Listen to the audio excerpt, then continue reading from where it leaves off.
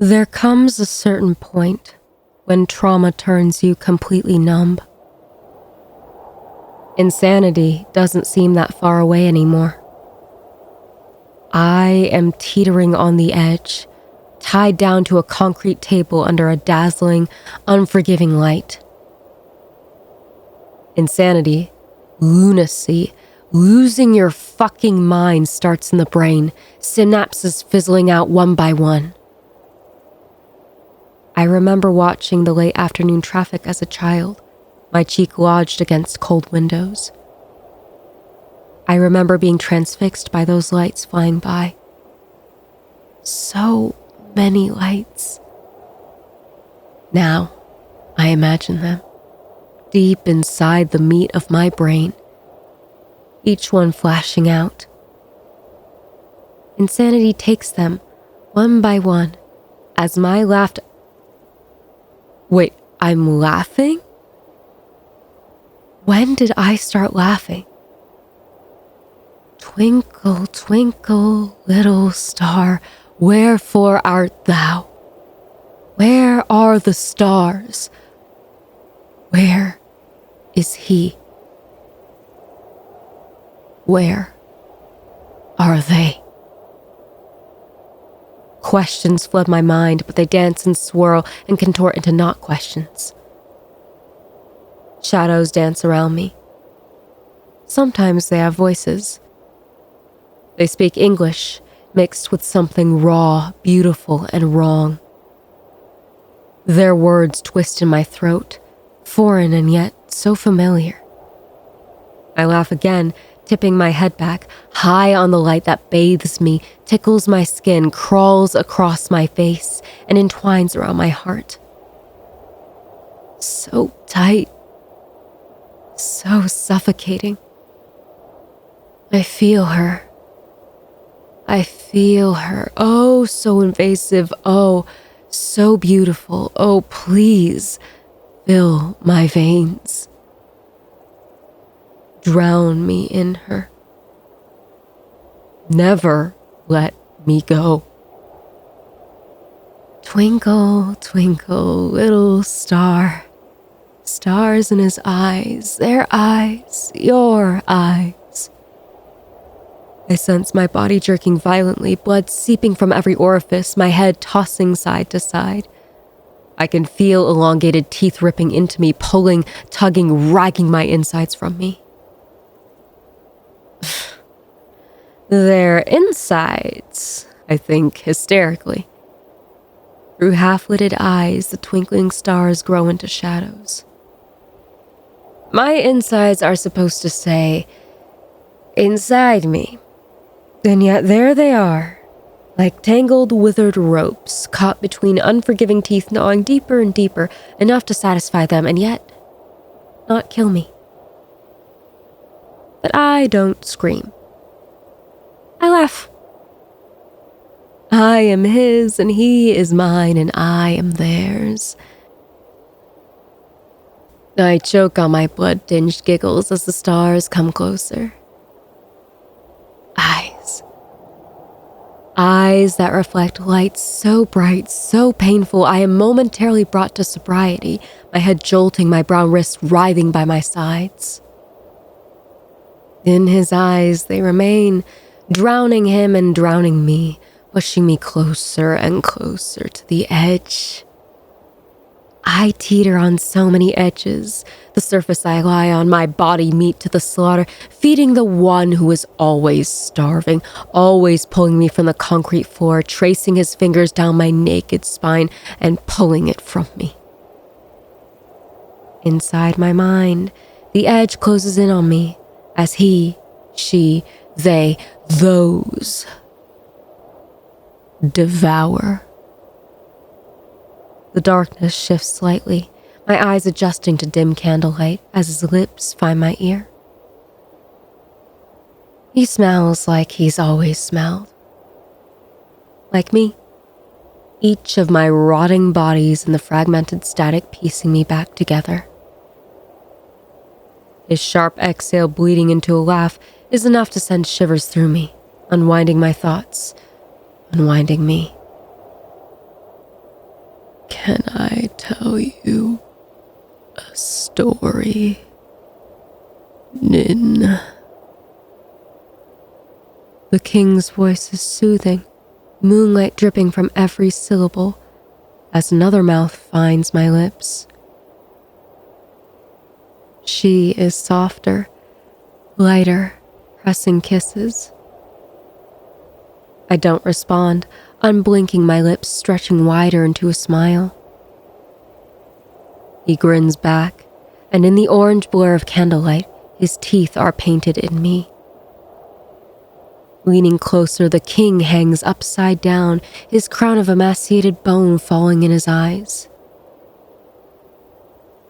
I don't usually like starting with once upon a time. It's so outdated, you know. But I've always liked fairy tales, and funnily enough, when I was a kid, I always wanted to be the prince. Once upon a time. The words bleed from my mouth, each one cruelly pulled from my throat, globules of warm wetness running down my chin. They are my words, my last words, the last stars flickering out in my mind. There was a prince who didn't understand how to love.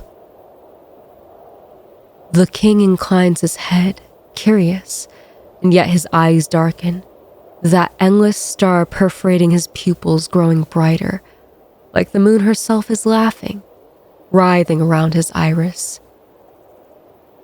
I imagine his mind like an infestation. His face is almost human, bearing the features of a human man. His voice is almost human. But what splinters in his skin, contorting his bones and shifting under his flesh, is my king. Every time I pull away from that thought, it slams into me, violent and unrelenting. When I squeeze my eyes shut to avoid those prickling starry lights, ice-cold fingers prick my chin, forcing me to look at him. It's another face. Another crown, this time sitting on top of short blonde curls bleeding into starlight eyes. It's not your turn to tell a story. The voice is softer, like a cool breeze grazing my face. His smile is the worst thing about him. It lies. He speaks through glistening teeth, and yet he wastes no time reaching into my mouth, all the way down my throat and ripping out my vocal cords. I don't scream. I laugh. I'll tell her. Her voice pricks between two males, a low, sultry murmur caught between a giggle. She smells like someone I used to know. Tinges of perfume and scented candles and lemon candies.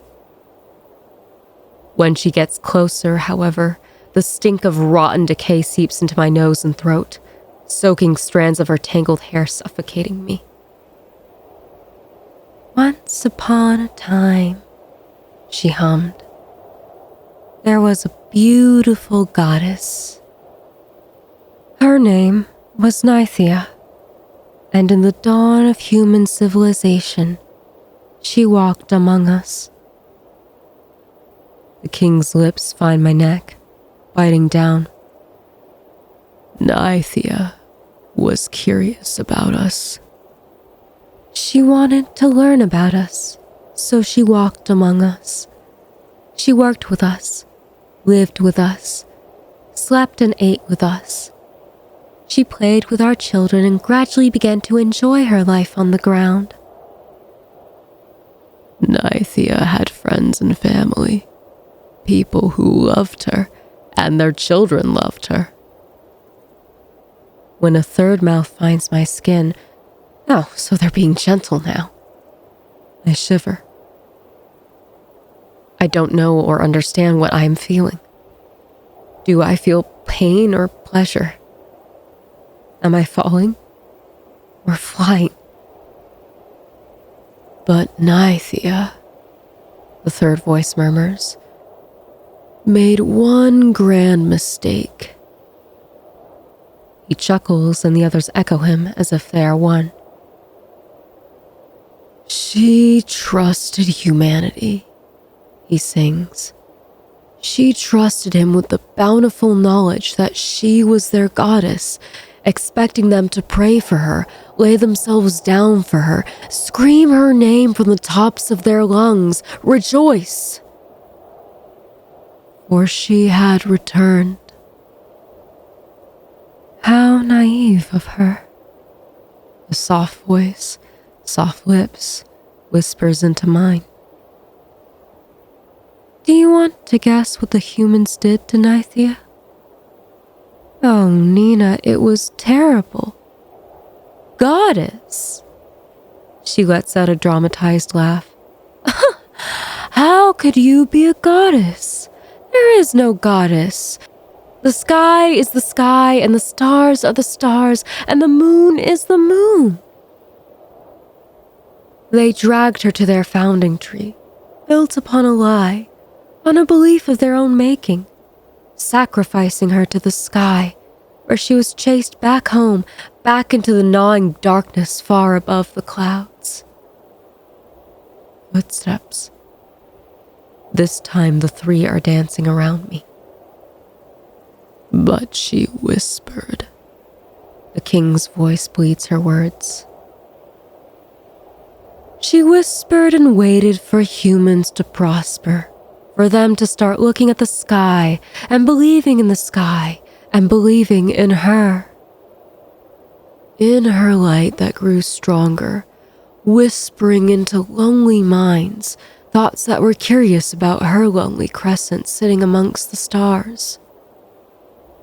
She began to find them, followers who looked at her in awe, transfixed by her beauty and her vanity, who gave themselves to the sky to be able to touch her light. This town believed in her. Their voices became one, entwining, entangling around my skull. But Nythia did not want followers, believers. Oh, no.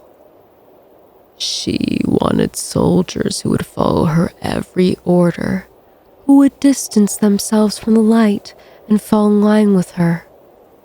Strip away their shadows and consume themselves, allowing her to mold their bones, their flesh, their souls into her personal toys. They laugh. I laugh too. She took their children, stole their outlines, the bare makings of their souls, creating royals who would serve her, who would fall to the ground in her name, worship her language, becoming her beacons, her very first human soldiers who surrendered themselves, allowing her to shape them. But there was a problem. The words splutter from my lips, already entangled, knotted with theirs. There was. They laugh, joining in. Because what Nythia soon realized was that she could only control a certain part of them. The human body, the terrestrial body and mind. She could not mold into hers. They continue, each of their voices growing louder, like she was screaming through them. Nythia did not forget what the humans did to her. She did not forget her agony and their lack of empathy. She did not forget their coldness, their narrow minds empty of curiosity, their willingness to call her a false god. Oh, she could rip apart and shred and destroy parts of them. the extra parts that clung to them like a second skin. But no matter how hard she tried, Nythia could only play with the dancing bodies that appeared behind light. Their useless mimics who always came back. The king appears, looming over me, and Nythia's light is all I can see. He is hers. Her human soldier who walks among humans, who speaks her language, who I gave to her. Outlines, he whispers, the stars in his eyes burning into me, scalding me. Perfect snapshots of the human mind and the human soul and the human body, indistinguishable from the original, and when detached, tethered to Nythia's light. Rowan. I sob his name, sober now, sober enough to see through her light perforating him. But what if? The king's triumphant smirk splits into a grin. I glimpse parts of him I shouldn't. A threadbare tee hanging in strips of mangled material clinging to him. Hair that dangles into once human eyes. A crown a reluctant king hadn't wanted. What if she's still reaching? The king's declaration brings me to another edge once again. I'm standing on the edge of my childhood swimming pool. The memory is sweet. I can hear splashes and squeals, other children diving in, and the excited slapping of soaking footsteps running to Cannonball. The other kids shout at me to join them, but my stomach twists and turns at the thought of falling into something so blue, so mesmerizing and endless, and I stumble back. I watch the slow ripples of water, my bare toes so close to the edge. I hated swimming as a kid. Mom wanted me to take lessons, but after one accident in the sea, slipping into the deeper water, being dragged down by water with no ending, no bottom, an endless abyss swallowing me into the feast of the drowned, I stayed well away. What are you waiting for? There's a kid behind me impatiently tapping his feet, arms folded over his chest. I see his figure dancing in the reflection, his scowl splitting into twos and threes, carried by the water's ripples. I clench my fists, my heart lodged in my throat. It's too deep, I whisper, taking one and then 2 steps back. No, it's really not. I catch his eye roll in the water, and then his sudden grin. It's too late to scream. I feel his hand shove into my back and I'm falling forwards, plunging deep into the twinkling blue, slipping beneath the surface, my legs kicking, my arms flying out to try and bring myself back. But I'm falling deeper and deeper, screaming into nothing. Oblivion. Before a hand wraps around my wrist and yanks me upwards. Up, up, up. I am flying. And I break the surface. That was uncalled for. What? You told me to wake her up. I didn't mean to throw a bucket of ice over her head. It took me maybe half a second to realize I was soaking wet, gasping for breath, and part of me, splintered parts of me, wondered why I wasn't in my childhood pool. Ice-cold water dripped from my hair and down my neck. I blinked it from my eyes, my chest aching, contorted words still twisted in my mouth that was so dry. I couldn't remember the last time I spoke my own words, when her language didn't suffocate my tongue. The memory was vague, fleeting, dancing in the back of my mind. I was lying under her light, surrounded by the moon's followers, basking in her words. Presently, however, I was wet. I recognized my surroundings, light pink walls and minimal decoration, a ratty couch and a coffee table overflowing with paper. 2 figures loomed over me, illuminated in dim light cast from a sputtering bulb, silhouettes bleeding into people with features, when I was so used to... My mind jerked when one of the shadows bounded forwards, and I felt a sudden sharp sting of a hand slapping my cheek. Reality slammed into me, and there he was, 2 inches from my face, wide eyes and contorted lips twisted into a snarl.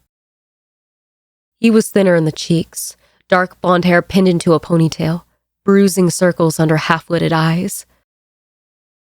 Samuel Fuller's glare was raw and real, and painful to fully digest. I felt his fingernails slicing into my bare shoulders, jerking me left to right. The moon turned him from a stranger into a friend. Now that I knew the truth, so did he. "It was you," he spat in my face, his voice breaking. "You killed him, turned him into a fucking monster, and made me hate him, made me despise him, made me hurt him." He slapped me again, and I was grateful for the sting. I was no longer numb. "I came to see them," he whispered, breaking down, dropping to his knees, his head in my lap. I came to see them. That night, I came to talk to them, and you were there." He lifted his head, his lips curling, eyes burning, scalding my soul. "You turned me away, made me think they hated me, when you already had your claws into them." Sam spluttered on a sob, and I didn't move, couldn't move. "You snaked your way inside my brain and forced me to think I fucking knew you." I let him come apart, unraveling between my knees. I felt his sorrow, his pain deep inside my bones, threatening to unwind me. "When it was him," he gritted out. Sam was right. All those memories I had of him, ones I held on to, ones I never wanted to let go, were never mine. Instead, I embodied myself inside them like a parasite. July 4th weekend, Samuel Fuller sat under the stars on a picnic blanket, watching fireworks. But not with me. In freshman year, he grew close, and suddenly apart from the person who decided to join a frat to get more friends. Sam hated the idea. Hated the idea of losing one of his best friends to a group of frat bros. So they became strangers again, only awkwardly smiling at each other in passing. But that wasn't me. Memories were precious, and for just a while, they were mine. They painted a fantasy, a promise from the moon herself, that, in exchange for the vessels I offered her, I could be oblivious. That I could live happily with my eyes closed, wearing his memories like skin. And then you turned him, all 3 of them, into fucking devils," Sam whispered, his voice bleeding into a whine. "Sam," another familiar voice murmured. Poppy appeared, nursing a coffee, a blanket slung over her shoulder. Poppy's eyes were harder than I remembered. Her hair was longer, matted curls stuck to 2 pale cheeks. "Go easy on her." Sam pulled something from his belt, and I felt the ice-cold steel sinking into the flesh of my forehead. "She's a devil," he spat. "So why did you save her?" Poppy asked him, handing me the coffee. I took it hesitantly, wrapping my fingers around the warmth. She ignored Sam's gun, throwing the blanket over my shoulders. Now that I was regaining my self-awareness, my eyes immediately found clumsily boarded-up windows blocking out the moon's light. Poppy and Sam's living room was so painfully mundane and human. I could feel that numbness, that nothing rolling off of me, replaced by the agony I chose to revel in. Sam didn't respond, but he did lower the gun, his lips twitching. "You dragged her away from the little game they like to play, and brought her here," Poppy hummed. "If you wanted her dead, you would have left her with them." Poppy's words struck me, pulling me from my reverie. "Game?" I meant to jump up, but Poppy was quick to gently shove me back down. "Hey, take it easy, all right?" she soothed, stepping back. "It's been a while, and trust me, it's a lot to take in. So just take a breath." "They were playing hide and seek with you," Sam said, his lips curling. Poppy nudged him to shut up, but he continued, baited by his own words.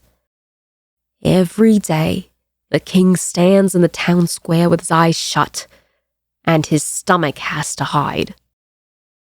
He rolled his eyes. "Of course, as his followers," he quoted the air with 2 fingers, "we have to watch him play. And of course, cheer him on to feed his ego even more." Sam folded his arms, averting his gaze. "You were clearly completely out of it, and King Arsehole was closing in on you." He stuck out his lip. "Seriously, that piece of shit literally rigged the game in his favor, because of course he did." Sam didn't look at me, intentionally glaring down at his filthy sneakers. "I grabbed what was left of you, and I brought you back here." He sighed, relaxing slightly. "Which was a stupid idea, because this is the first place they'll check when they start hunting you." "We're getting out of here before they can," Poppy spoke up, her expression hardening. "There's a supposed slip kid helping people escape town.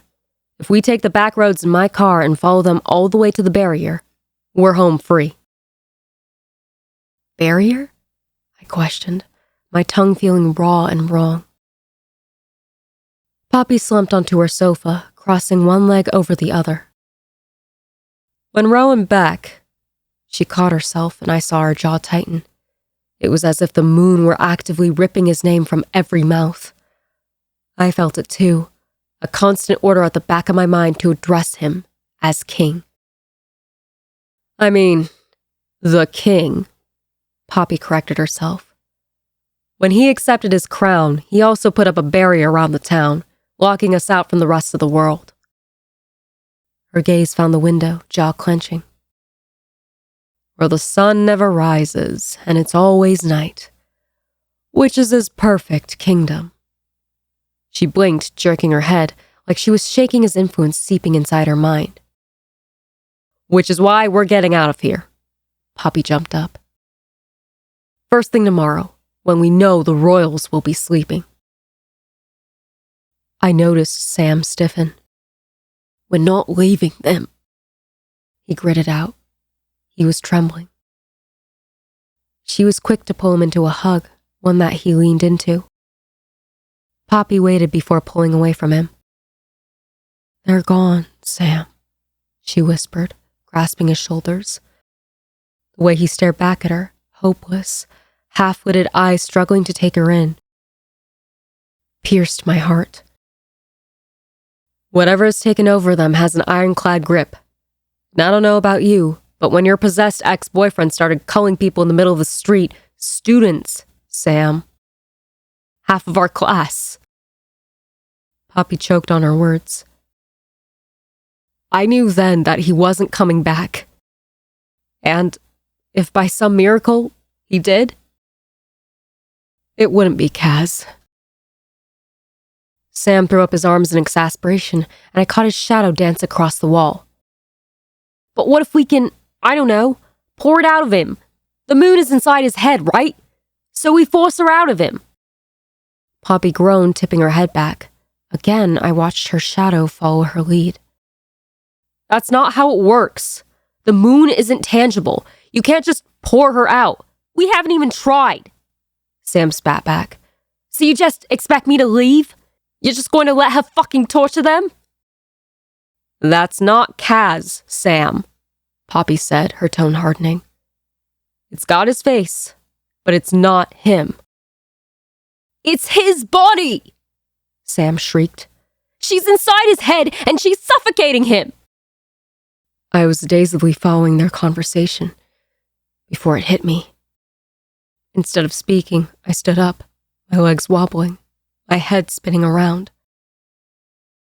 "Except we can pour the moon out of them," I said, strangled by my own words. Admittedly, I had never seen the severing ritual or knew if it even worked. We had never succeeded in creating vessels from sacrifices, so there was never a reason to use it.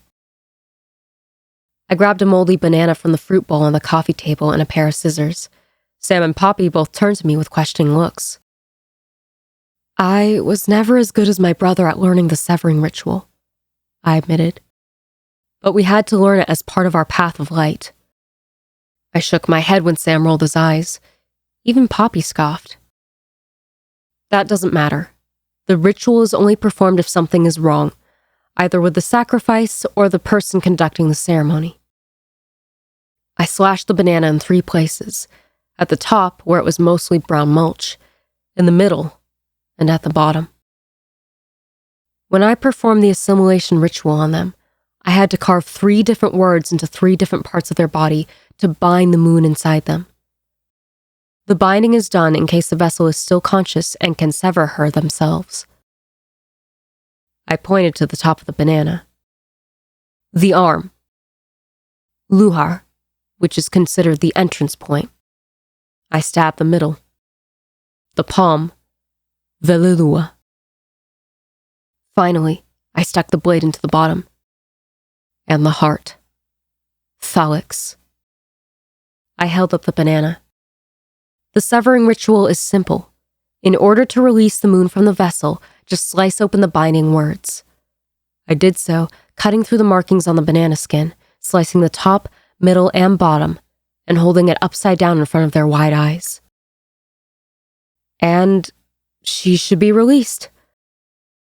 I caught myself. The severing must be performed by the same person who performed the binding ritual. If not, the moon will think we are mocking her. So, I will be severing them. You're serious? Poppy spoke up through a breath. Hypothetically, I added. I've never actually seen it happen because, and tell your friends, we never had suitable vessels. The 2 of them just stared at me, wide-eyed. Poppy looked oddly impressed, while Sam had gone red in the cheeks. Poppy released a breath after a bout of silence. So, everything will what? Go back to normal? She whispered, her eyes wide. I nodded. In theory, severing the moon's light also sends her back into the sky. When Poppy stared at me, incredulous, I remembered a class from the cult. It'll be like a reset. The moon's influence will be drawn back, and the town will return to normal. But everyone who died, I cut her off. Mom told me to think of the town governed by the moon as no longer under the human laws of physics. When she's gone, hopefully those laws will be restored. I thought back to a different class. Again, it's all hypothetical. But the moon has been a presence in our town for years. She's been trying to do this for years. But she's never been successful. Poppy nodded slowly. Okay, so what makes your roommates special? They're out-of-towners, I said. The cult can only sacrifice people from out of town. Wait. Sam's expression twisted. He slumped onto the chair arm. So, you've known how to save them this whole fucking time? I just got my memories back, I admitted. I never knew I was part of my mom's cult or that I had a brother, that I even performed the sacrifice in the first place. I stopped. These 2 didn't need my sob story, and I didn't deserve to give it. But Sam seemed inclined to listen. Poppy gave a gentle nod for me to continue, and I did, choking on my words. When I did it, I whispered. When I carved their hearts from them and made the offering, I didn't want to remember it. I didn't want to remember what I'd done to them. I hissed out a breath, tracking Sam's reactions. It's not my place to say it, but I really did love them. I was alone and all I had was my brother. I didn't have a choice. It was either I sacrificed 3 students or my brother was next. But they felt safe. They were warm and real, like home, and for the first time in so long, I felt like I had a family. I found myself smiling, somehow. Thinking of home-cooked meals and spoiled board games, movie nights, and the smell of Kaz's cooking when coming home from class, my smile actually felt real. They were my family, I told Sam and Poppy. And I never wanted to hurt them. I didn't want Sam to look at me, but he was, his eyes narrowed. I couldn't tell if he wanted to speak to me or shoot me. I swiped at my eyes, getting to the point. So, the moon wiped my memories of my mother and brother and the cult. She let me live my fantasy. I nodded at Sam. She filled my head with memories that weren't mine, so I could insert myself into their group and unknowingly let my mother, when the time was right, come inside our house and take what was hers. What I gave her. Sam scoffed, breaking through the uneasy silence. Is this the part where we're supposed to break down crying and forgive you? His words dripped with resentment. Let's get several things straight, he said, stepping too close. They're not your family, dude. You ritualistically murdered them. I don't give a fuck if you were in a cult, that you had no choice. If you had an ounce of humanity, you would have let them go. He stepped even closer, his breath tickling my face. But you didn't, Sam spat. You killed them. They were already dead, I whispered, and something in his expression cracked. I offered them to the moon to save them. Sam scoffed. Ow, because that's better. That's enough, Poppy cut in. Okay, look, none of that is important right now. I ignored her. I did let them go. I laughed and it felt good. Rowan disarmed me because of fucking course he did. He forced me to tell the truth. I told them about Jonas and they tried to help me help my brother escape. The words were spilling from my mouth before I could stop them. Sharp breaths that hurt my chest, that stung my eyes, taking me back to kneeling on dirt in front of the town lake. Rowan dying on my lap, his spluttering sobs, blood flowing from his lips, and the moon already starving for him, reflecting in jagged lines tracing his pale skin. They were murdered on our doorstep by 2 cult members. They shot Kaz and Imogen dead, and Rowan fatally in the heart. I carried him to the lake, and Rowan died in my arms. Sam didn't speak, his jaw clenching. Is that what you want me to say? I demanded. I was spiraling again and I couldn't stop it. That I willingly turned them into monsters because I didn't want to fucking lose them? Then yes, I did. Thanks, Sam said bitterly. I really needed you to decide their fate. You weren't there, I gritted out. But if you were, and you had the chance, you would too. That's not important right now, Poppy snapped. What's important is the severing ritual, or whatever it is. She turned to me wearing a strained smile. Do you really think it could work? Is it really that simple? No, it wasn't that simple. Yes, I lied. I just need to get close enough to him and open up the binding. Good luck with that, Sam muttered. The only people they allow into the town hall are potential sacrifices. Or... He straightened up. Kaz sometimes stands at the door. I don't know why. He scratched his head. It's probably a power thing or whatever. But I can try to talk to him. His gaze found mine. I'll talk to Kaz, and you get into the town hall and find Beck. Sam was already moving towards the hallway, grabbing his coat. Come on. He gestured to me. Kaz never sleeps, so he'll be there. Sam yanked open the front door, turning back to Poppy. Stay here. Keep the door locked, and only open it when you know it's me.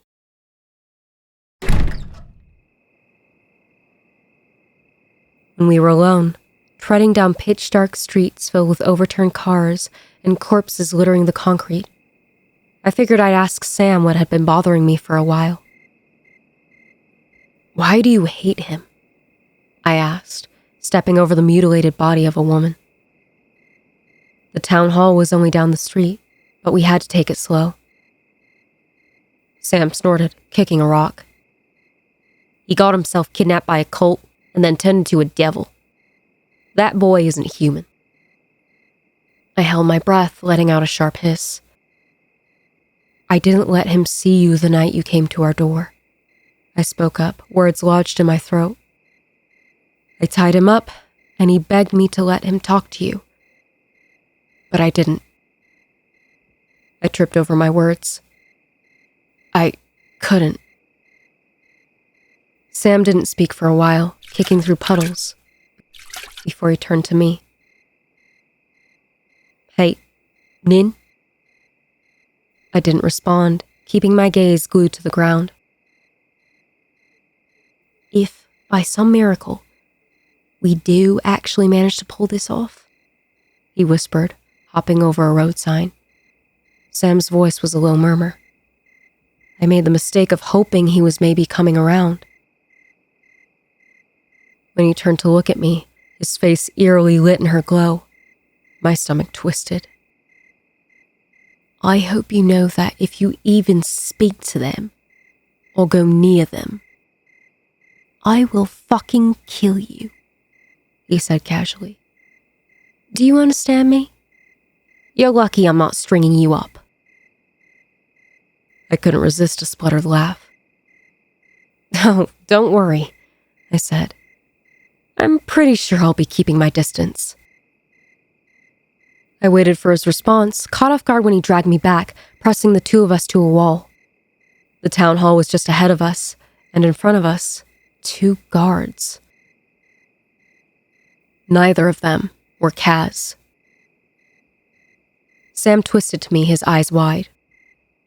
Follow me, he whispered, pressing one finger against his lips and pointing the other at the guards. Do not say a fucking word. Aye, aye, Captain, I muttered, biting back my words. I didn't realize I was subconsciously developing a Rowan Beck-style attitude. I stayed down as Sam dragged me towards the town hall. Bow, Sam hissed, shoving me with his elbow. If you don't bow, they'll kill you on sight. You need to prove your loyalty to them. What? Are ye stupid? He spat, pulling me to my knees. Bow, or they'll kill you. I recognized the guards standing post in front of the town hall doors. Noah and Dex, cult members I grew up with, dressed in familiar white robes. With my memories intact, I knew exactly who they were. They stood on our doorstep and murdered my roommates in cold blood. When I changed my mind, decided to save them, decided to live for my brother, they took away my choice. Maggots crept up my throat, a raw, visceral hold on my body sending me into fight or flight. I watched them put a bullet in Rowan's heart, forcing me into a cruel choice, either give them up to a celestial light to save them, or lose them forever. Sam raised his head, nudging me to do the same. Slowly, his eyes told me, and I copied, lifting my head slightly. My name is Samuel Fuller, he spoke up. I'm a former friend of the king. He stood, keeping his hands behind his back. I want to talk to Charlie Delacroix. Concerning what, exactly? Noah's head inclined, his gaze on me. The king is busy preparing for the assimilation of Nithia. Just tell him Sam is here to talk to him, Sam said softly. I'm an old friend. I expected to be killed on sight. Sam was a bad actor and I was a runaway. But Noah and X nodded, turned, and disappeared inside clinical white light bathing in the lobby. I could sense my body already trying to run. The doors were so close. I was so close to getting in there. Fuck, Sam whispered, releasing a breath. Well, that was too easy. I risked a glance at him and he shoved me, hard. Don't look at me. Look straight forward, he said under his breath. She's watching. I did, training my eyes on the front window of the town hall. The window was blown through, what was left of a corpse lying limply on the ground. It wasn't my place to admit I had been desensitized to the horror around me, but the dead body didn't even graze my mind. It almost fit. I shouldn't be here, he whispered, his voice shuddering. I can't talk to him. You shouldn't hate him, I said. It wasn't his fault what happened to him. It was mine. I jumped when Sam's head whipped around to stare at me. Yes, it was, he said. And if I want to hate him, I will. I knew the resentment in his eyes, the hatred, the anger. I knew it well. But this time, unlike Rowan, I could save him. I expected him to yell at me, or more scathing insults. Instead, though, he just sighed, losing some of his bravado. You really do think you're the center of the universe, don't you? Sam averted his gaze, rolling his eyes. Even in the made-up fantasy which was our friendship, I never called you out on your selfish BS. I kept my gaze on the ground, conscious of the guards appearing at any moment. It's the truth. He didn't move, his gaze glued to the doors leading into the town hall. Believe it or not, Nin, you're not the problem this time. I know it's hard, since we all revolve around you. But this is between Kaz and me. I'll do the talking. You get your ass in there and start the cutting banana binding thingy. Severing ritual, I corrected in a low murmur. What happened? Sam ducked his head, letting out an exasperated breath. I didn't technically know Samuel Fuller, but those memories still felt like mine. The two of us sitting on his bed, talking about everything from relationships to classes. Even kneeling in a post-apocalyptic town governed by my possessed roommates, I still felt like I could tell this boy anything. And I think, despite his hatred and resentment for me, Sam felt it too. He turned to me, and for the first time, he looked like Sam again. My friend. Not that it's any of your business, but before you and your cult buddies sacrificed my boyfriend and turned him into a fucking devil, I think He heaved out a breath, throwing his head back, his gaze finding the too dark sky. Yeah, I really fucked up. I opened my mouth to reply when the doors to the town hall flew open. I don't know what I expected.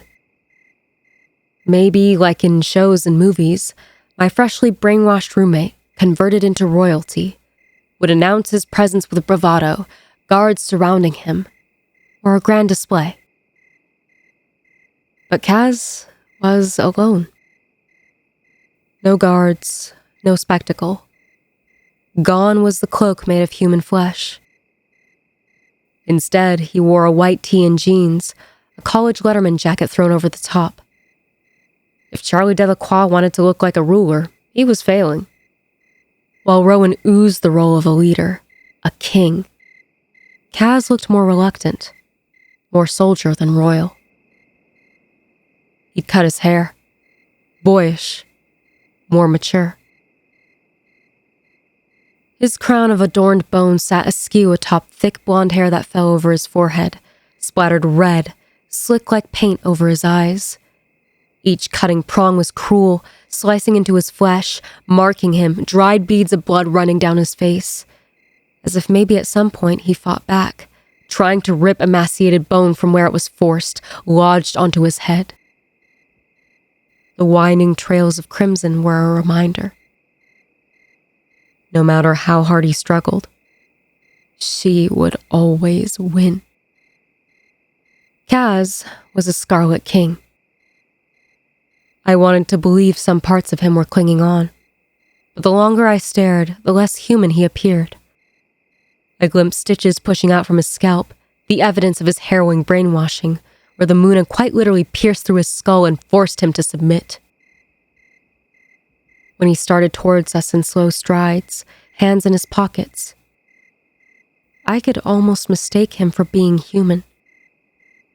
I could see the contortions in his skin, undulating bones courtesy of a transformation that had twisted his body. He didn't look like a werewolf, or moon-afflicted creature, or a person.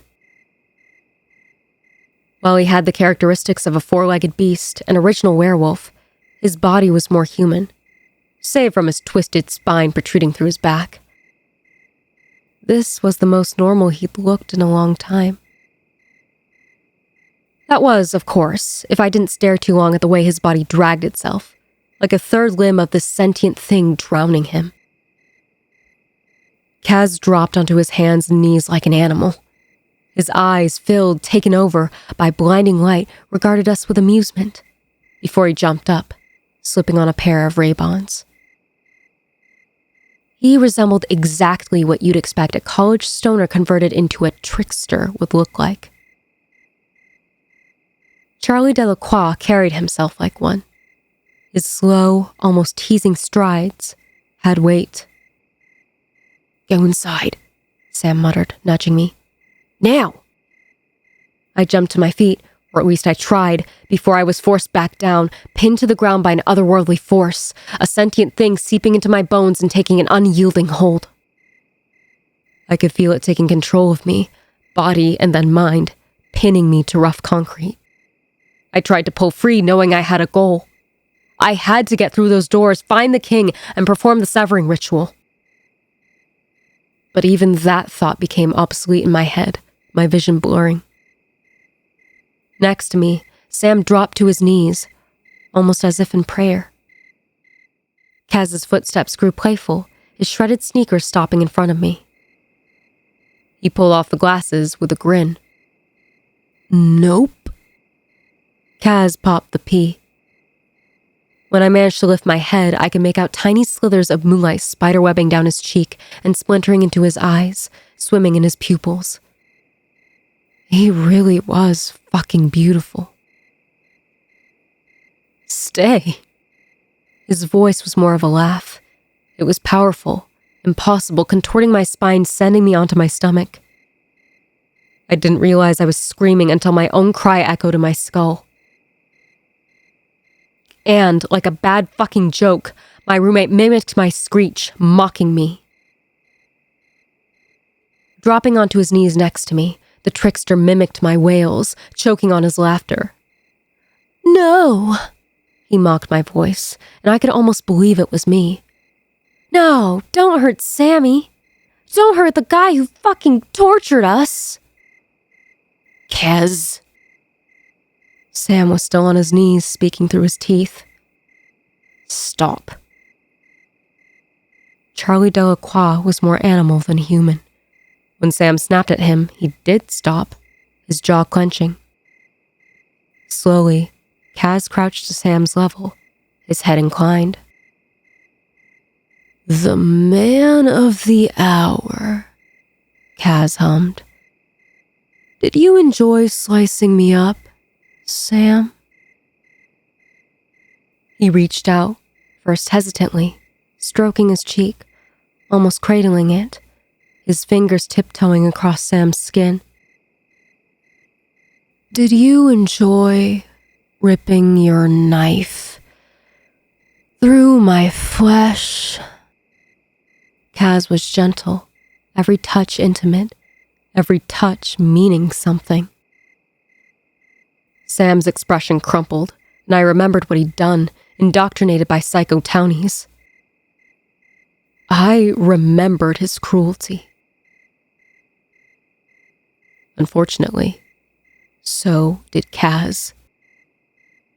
Deep, deep down, I think he was still hurting. I waited for Kaz to lunge, teeth out, snapping Sam's head off. But again, he resembled a young cub, hesitant, backing away from Sam, rocking back and forth on his heels, and then leaning in closer. I had barely enough time to register him leaning close, pressing a kiss to Sam's lips, his hands wound in Sam's hair, taking a fistful, violently yanking his head towards him. Kaz's smile was cruel, feral, enjoying Sam, like a toy. Go on, Kaz murmured, breaking the kiss. You wanted to tell me something.